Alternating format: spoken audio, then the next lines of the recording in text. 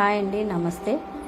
Welcome to అమ్మ చేతి ముద్ద. ఈరోజు మన ఛానల్లో ఎటువంటి పిండిలు లేనప్పుడు ఇలాగ బియ్యం పిండితో ఈ కారపప్పులు చేసుకుంటే ఎంతో ఈజీగా సులువుగా అయిపోతాయి. ఒకసారి ఇలా ట్రై చేయండి. మిక్సీ బౌల్ తీసుకొని ఒక ఉల్లిపాయ కోసి అందులో వేసుకోండి. వేసుకున్న తర్వాత 4-5 పచ్చిమిర్చి కూడా ఇరుచుకొని అందులో వేసుకోవాలి. వేసుకొని దాన్ని మెత్తటి పేస్ట్ లాగా చేసుకోవాలి. వేసుకున్న తర్వాత ఒక బౌల్ తీసుకొని అందులో 2 కప్పుల బియ్యం పిండి వేసుకొని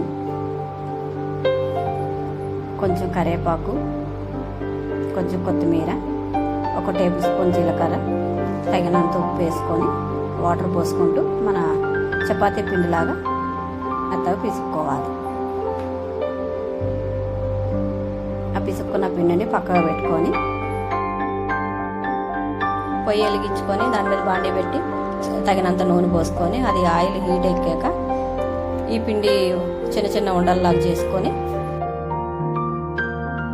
ఈ పూరీ ప్రెస్ ఉంటుంది కదా, పూరీ ప్రెస్ సహాయంతో ఒత్తుకోవాలి. పూరీ ప్రెస్ లేనప్పుడు కూడా మన చేతితో కూడా ఒత్తుకొని వేసుకోవచ్చు. అందరి ఇంట్లో పూరీ ప్రెస్ ఉండదు కాబట్టి ఇలా కూడా చేసుకోవచ్చు.